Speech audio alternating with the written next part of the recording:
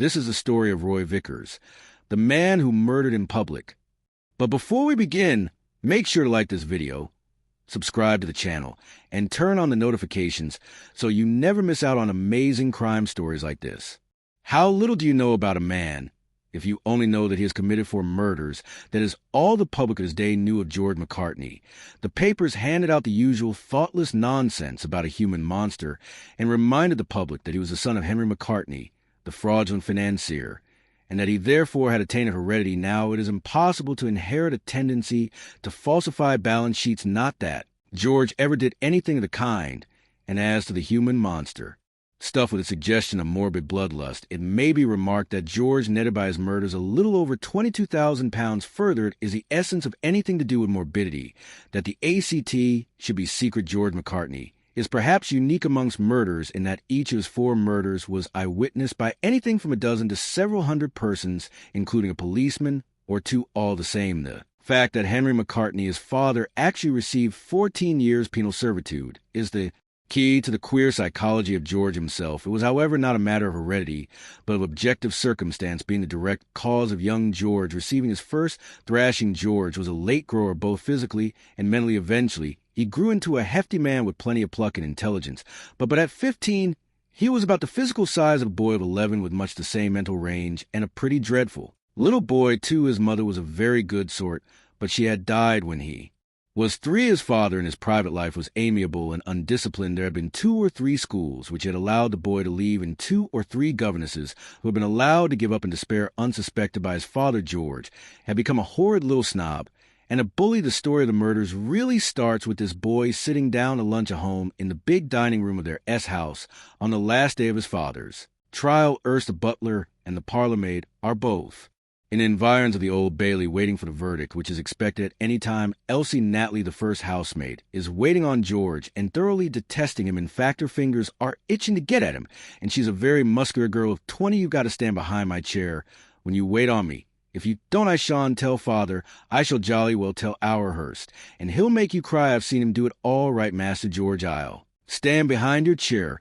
When I come back, she ran out of the house because she had seen a telegraph boy coming up the drive, guilty 14 years. Hourhurst, the other servants, had not seen the telegraph boy coming, so they could wait. She put the telegram down on the hall table, and from a little cupboard in an elaborate fitment surmounted by a stag's head, she took a gash. Now Master George, she said. She whipped his coat over his head and dragged him onto the table, smashing the crockery. It is doubtful whether she was consciously avenging the 3 governesses and all that the butler and succession of parrots had endured, but there is no doubt that she laid it well in with the soul of the gallows. We may assume that the pain to his person was no more than salutary. Now, nevertheless, damage was done of more subtle nature.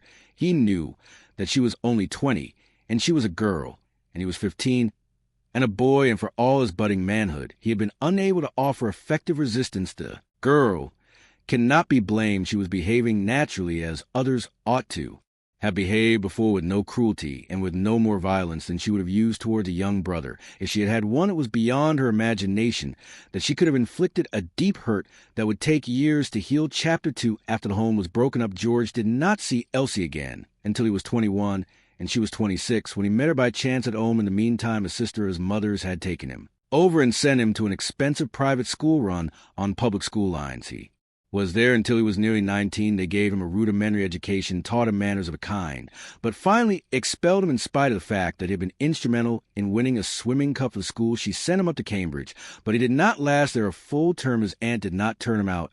He just drifted off and eventually joined a theatrical touring company where he was quite a useful man, provided he were cast the type. Elsie had kept herself very well and had scarcely changed at all. To George, she no longer looked so dreadfully muscular. She looked rather pink and white and nice. He took off his hat to her and smiled, but he had to speak before she answered. Well, Master George, oh, do excuse me calling you that when I ought to say Mr. McCartney. Who would have thought of meeting you like this? The conversation followed standard lines. Elsie was having a holiday in a boarding house selected by her late mistress, who had departed for America, after which she intended to look around for another job. George gave an account of himself truthful, except for a little romantic color. He presented her with a stall for that night's performance, and the next afternoon hired a boat and took her for a row. I wasn't thinking about what she did to me all that time ago, or if I was, I only thought I would wait for a chance to kiss her and sort of get even that way like any young fellow might, as she was a good-look girl and full of fun, a muscular girl, too, and full of physical energy. George, in spite of some philandering experience, was perhaps a bit slow in making a running for when they were about a mile offshore. She became bored and suggested that she should take a turn at rowing, anything to please her. Thought George, just like any other young man here, I may knock this put in your pocket for me, George, and don't forget to let me have it afterwards. Whatever you do, she'd attach a bracelet liberally set with big red stones. George, affected to think it valuable, he put it in his pocket case for her, and she began to row. She had never rowed a seaboat before, and the inevitable happened. She lost an oar and made a grab for it. He made a grab too, and the boat capsized. George, as we have noted, was a crack swimmer. So here was a chance to play the hero in real life to a maiden in distress. But Elsie had not had time to consider George a role of hero Lego. "You brute, you'll drown me," she cried, and landed him a useful blow on the nose. I swear I had no thought except to rescue her, like anyone else would, but when she hit me, somehow it all came back. I let her swim a couple of strokes to the boat, which was between us and the shore, and then before I knew what I was doing, I called her by the head from behind and put her under. 50 or 60 holiday makers had seen the accident from the capstan hill, but there were no motorboats in those days, and it was some little time before a boat rowed by 2 seamen reached them. George was clinging to the upturned boat with one hand and with the other supporting Elsie, but Elsie was in a vertical position, and her lungs had been full of water for something like a quarter of an hour. At the inquest, George admitted that she had been a housemaid in his father's house, and that they had met by chance. He described the incident truthfully, and then I came up under the upturned boat, and when I got out, it was on the other side. I looked around for Elsie and couldn't see her, for she was on the seaside. Then I wriggled around the boat, and after a bit, I saw her hand come up, and then I caught hold of one of the oars, which was floating, and splashed up to where I'd seen her, and after a bit, I got her. I can't remember much about how I got her back to the boat, because I'd swallowed a lot of water myself. He took the risk of implying that he could hardly swim at all, and no one in the theatrical company could deny at the corner, gave him a lecture on the folly of standing up in a small boat pin, that he had had a terrible lesson which would stay with him for the rest of his life. And then, like everybody else forgot about him, there are a certain number of boating and bathing fatalities every year, and this was one of them. The company had moved on to Plymouth before George discovered that he was still in possession of the bracelet, which Elsie had asked him to hold. He had not the slightest intention of stealing it, but he did not want to stir things up, so he kept the bracelet, and a little later gave it to Polly, a small part girl in the company. When they quarreled, she gave it back to him. When something she said revealed to him that it was worth about £80, he was delighted, for he intended to pour it at once. Then he reflected that if it was worth all that money, Elsie had almost certainly stolen it, which might lead to complications. It would be safe to get rid of it or keep it out of sight for a few years, more or less out of inadvertence. He kept it. Chapter 3, the theater held no future for him at the end of the tour. He went back to sponge on his aunt for the few remaining months of her life. She was an annuitant with a negligible capital, but she left him some $2,000 with which he established himself as a motor car agent selling motor cars. In 1903 was a slow and heartbreaking process. It is incredible nowadays, but on the rare occasions when you booked a customer, some 8 months would pass before you could redeem the car from the coach builders and collect your check. The $2,000 did not last very long. Soon a more balanced concern took over the agency and employed George as part clerk, part salesman. His new employer had been one of his father's victims, but very generously felt only sympathy for George. He suggested that the name was an unfair handicap, and himself paid the expenses of George changing his name by deed poll between them. They constructed the name of Carl as a good omen for business. George was living fairly contentedly in lodgings in Richmond. We have no clue to his inmost thoughts at this time, but we may deduce that at the back of his thoughts was the consciousness that he had committed murder and got away with it. What fools we imagine him reasoning! Are murderers to be caught to mess about with poison and guns and knives, which always leave clues, whereas if you have an accident which lots of people can witness, it does not matter if you contradict yourself a bit, you are expected to be flurried, and unless they can prove that you deliberately upset the boat, there is no possibility of their proving anything at all. His evenings tended to be lonely, for he was not a very sociable young man, and had no friends of his own sex.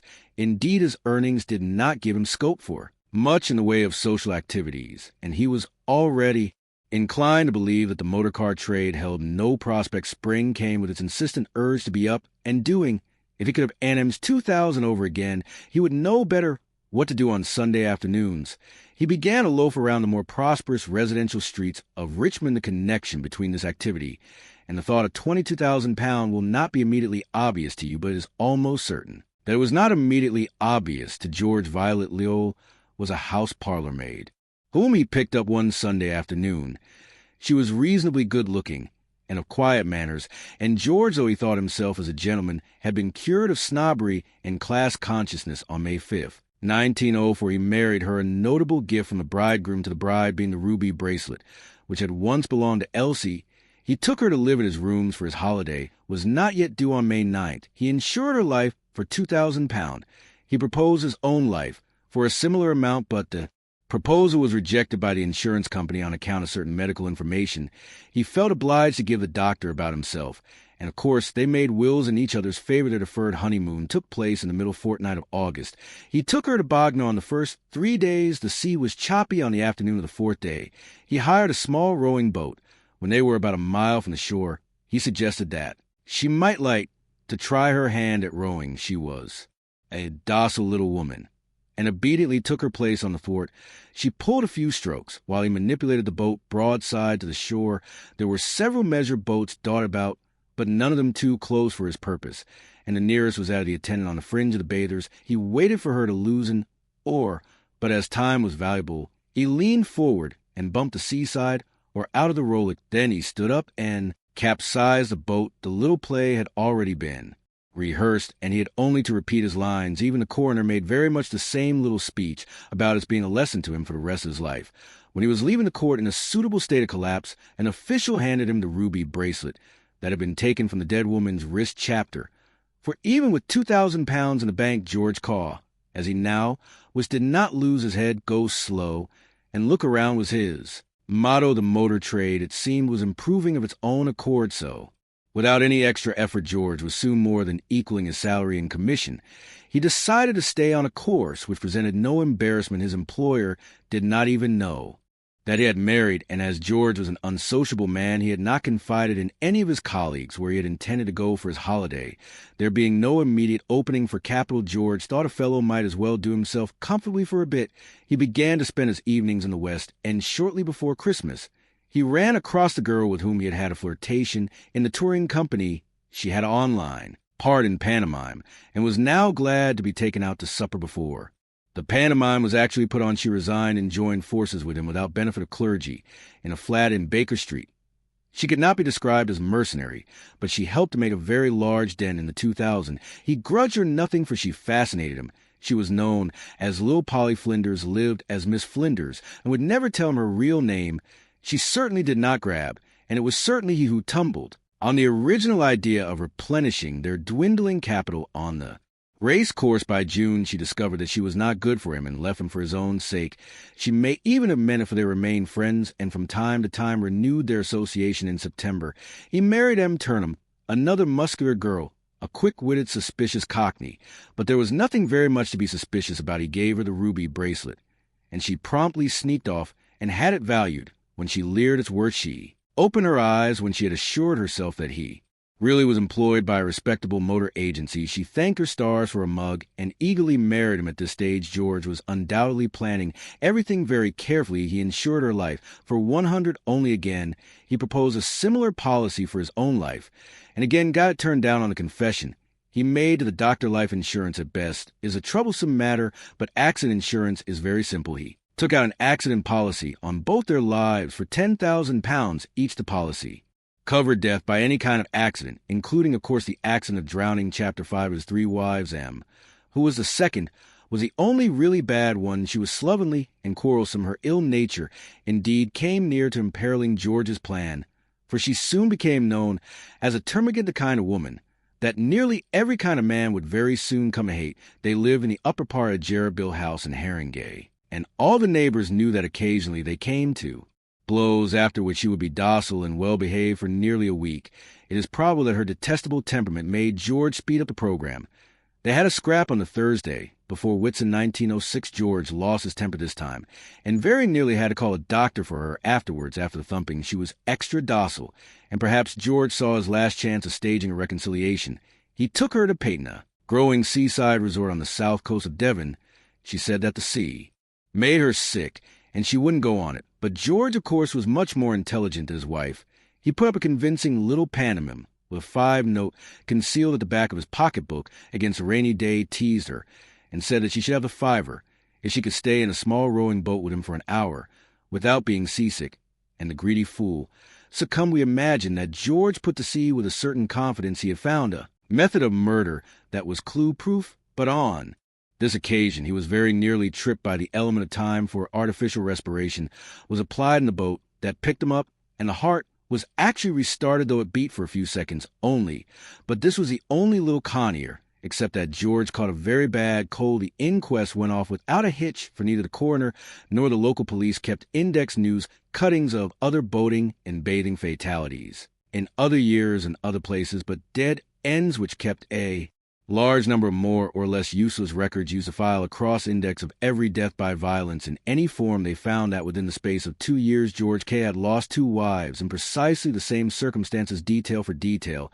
In each case, the boat had capsized about the same distance from shore. In each case, he had prevented the body from sinking, but not from drowning.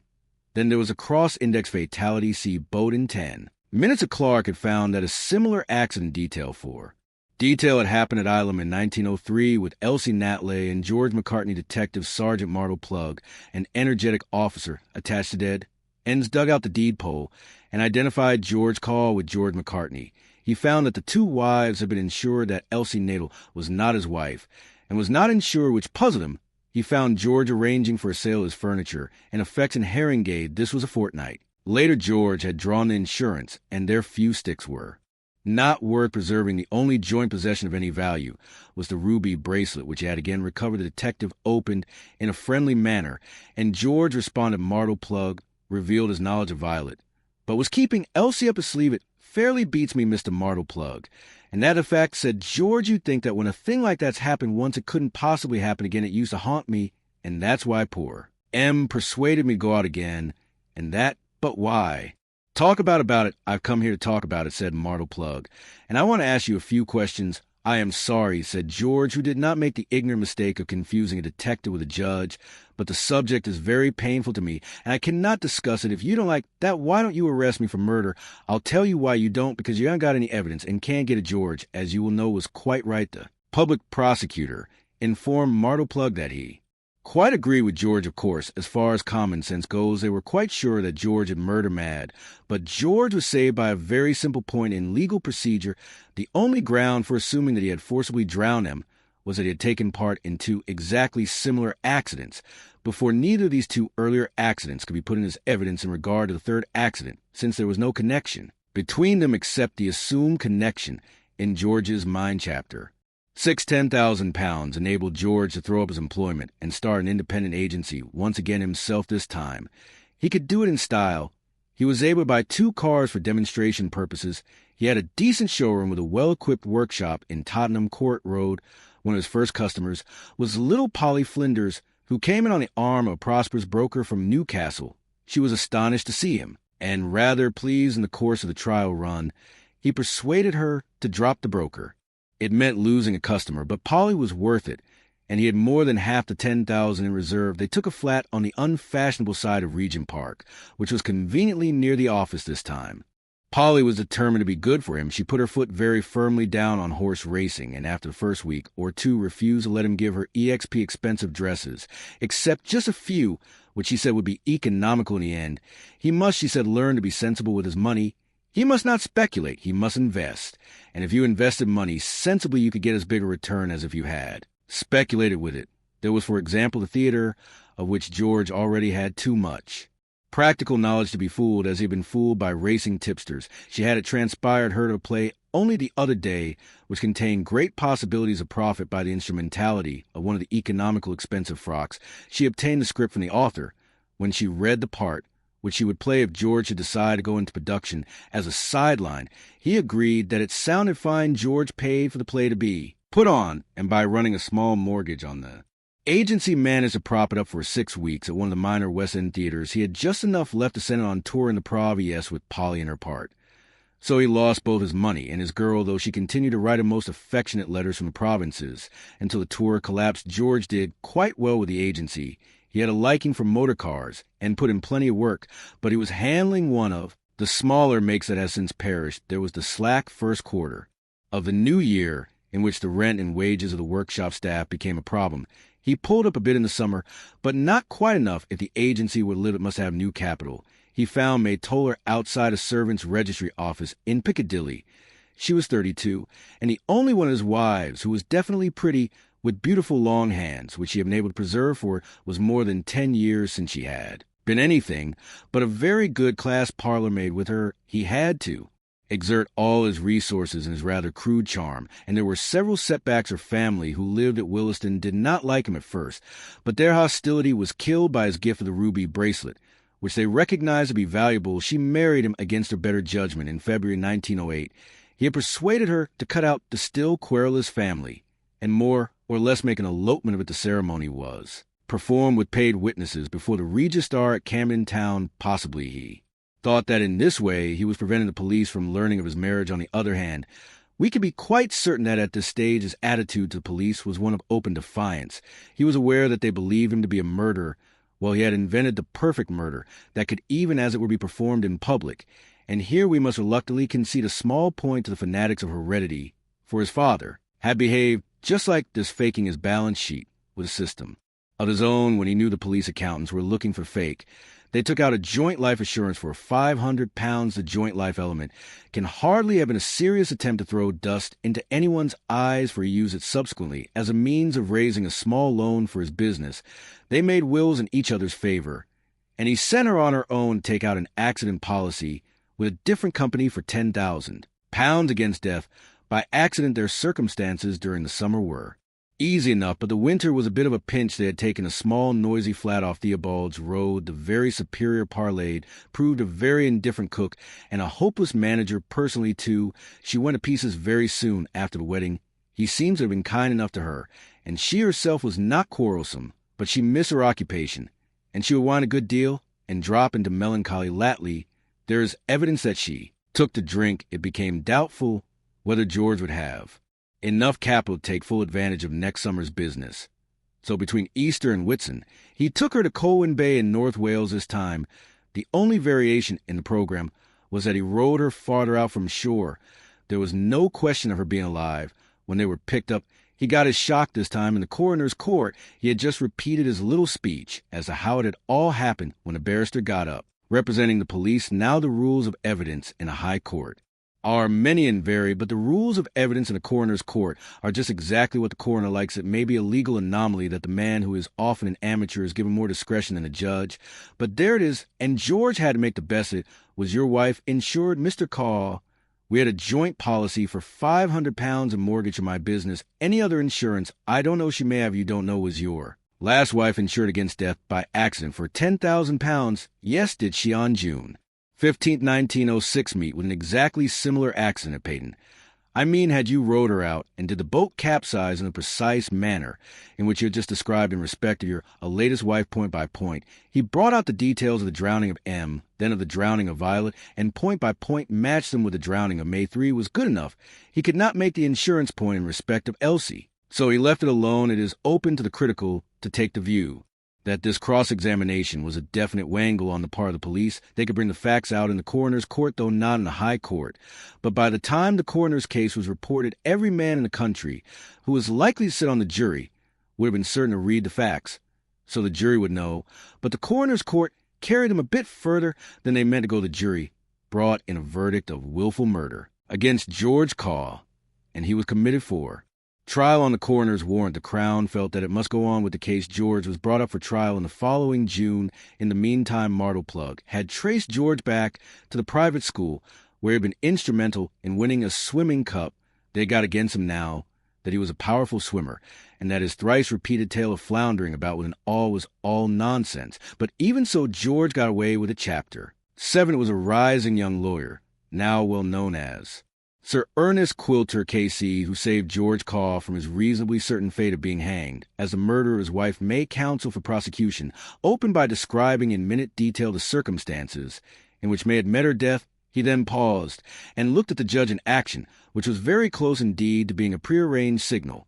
But as this was done by arrangement with the defense, there could be no objection. The judge promptly ordered the jury to retire and then listen to arguments on both sides as to the admissibility of evidence of the two previously drowned wives. Owing to the absence of the money element, the Crown had come to the conclusion that the first drowning of Elsie Nattle was a genuine accident, which had given George the idea for the subsequent murders. The prosecution claimed admissibility of the previous accidents and quoted precedent.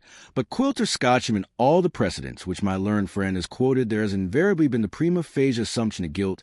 In this case, I submit that there is no prima facie assumption of guilt, whatever there is the overwhelming assumption of an accident, which can only be upset by consideration of the previous cases.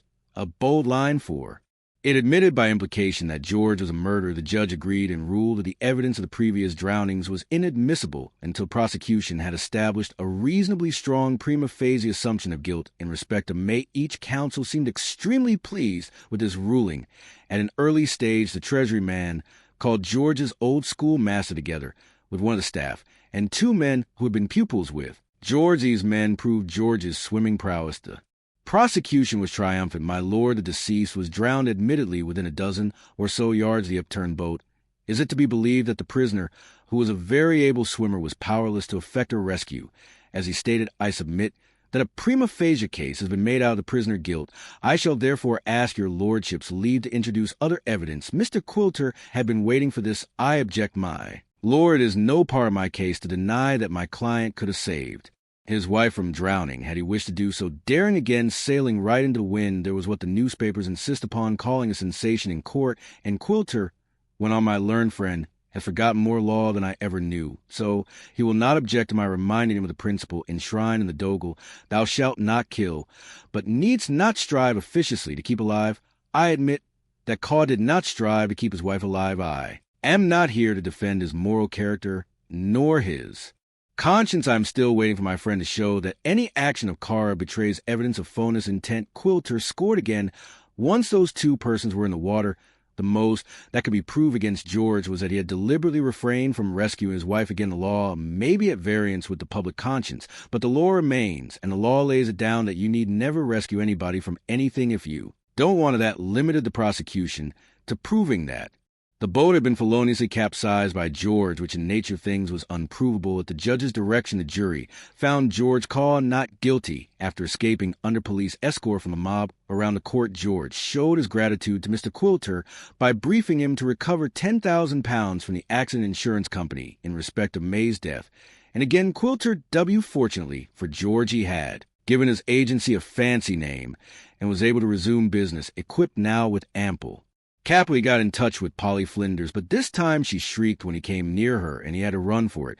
There was, it would be safe to say, no one in the country who doubted George's guilt. He had to take an assumed name without outdeed poll this time. But whatever inconvenience he may have suffered in this way was compensated for by his egomaniac delight in the fact that the police knew him to be a multiple murderer and could not touch him. Chapter 8. In the following October there arrived at a West End hotel a Mr. and Mrs. Hone. Mrs. Hone was an English woman who had married an American. One evening, while she was dressing for dinner, she was assaulted in her bedroom and robbed of her jewelry. She was too shaken to be of much use to the police that night, but her husband, who was a methodical man, gave them an old typewritten list of the items of his wife's jewelry. His name, he contrived to explain, was that of an old Southern family who had arrived before the Mayflower, and on all the gold pieces of family crest of lion can't be found in the yard. Had not very much hope a hotel job would mean crooks in a good way of business. But they sent out the dragnet and were rather surprised to get a response from a pawnbroker in Holborn who produced a ruby bracelet with the crest stamped inside the gold mount. How long have you had this pawned with me? Last February by Mrs. Carr. There's the address, Theobald's Road. Then you're all right, because it's not what we want, but you might leave it with us for a couple of days on account of the name and address of the bracelet. When the dead ends, as a matter of routine, no purely logical detective would have wasted a moment over that bracelet. Mrs. Fan had been in England a week, and this had been pawned in London last February. And it wasn't as though the crest were in any way an unusual design, but a ruby bracelet was listed amongst the stolen jewelry. So Detective Inspector Raison requested Mrs. Huston, now restored to health, to call at the yard and identify it. She identified at once as her bracelet, and then became profusely apologetic. I'm so sorry you've had this trouble with the bracelet. She said, I forgot it was on that old list my husband gave you, or I would have notified you at once. I gave it away as a present when I was in England 6 years ago. I'm very sorry she had a pornet. If you are in touch with her, I would be so glad if you would give me her address, as I would like to help her again. Help who Mrs. Hopanda. Girl, I gave it to Elsie Natley. She was one of my maids in town here just after I married Mr. Heiston.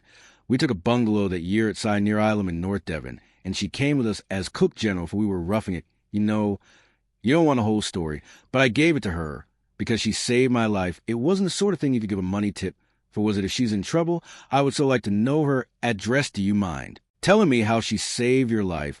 Mrs. Estefan, it was at bathing. Yes, bathing. The currents around there are simply dreadful. And I didn't know I swam out and couldn't get in again. It was a bit choppy, and my strength was going. My husband rushed in after me, but he was a poor swimmer. Elsie spotted my trouble from the bungalow. She came rushing out, whipping off her skirt. As she ran in her shoes, she outstripped my husband and got to me just in time and brought me in. She was a magnificent swimmer. Father used to be a waterman on the River Lee Thank. You, Mrs. Fan, you don't think of leaving England for a few weeks. No, we're over for 6 months. Ron thanked her again, then looked up the dossier of Elsie Natley. Elsie had died, as had the other women, of asphyxia, resulting from drowning. Now, if anything else was on, told his tale to the chief, and soon was telling again to a junior lawyer from the public prosecutor's office. Rosanna, of course, was privileged, and he received a young man with a smile. If you had been able to prove that Shaw's wife may had been a very strong swimmer, you have got a conviction, wouldn't you? Of course. We could have used it to prove what everyone knows, that he held her under. Also, it would have established a primer FIA case, and we could have brought in the other cases. Well, there's a Mrs. Hopan to prove that Elsie Natley was a strong swimmer, and you've still got the 2 other cases left, them and Violet. And as they wouldn't let you use them the other day, you can use them now. George was hanged on December 7th, 1909 for the murder of Elsie Natley.